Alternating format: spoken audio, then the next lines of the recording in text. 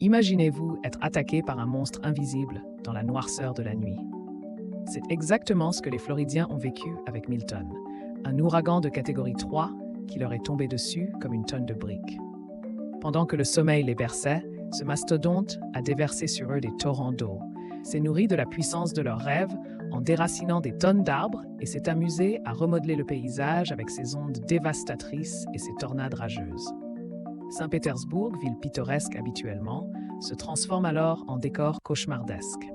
Imaginez seulement les grues d'acier, symboles de la puissance humaine, qui se soumettent, se tordent et s'écroulent sous le déchaînement sauvage du vent.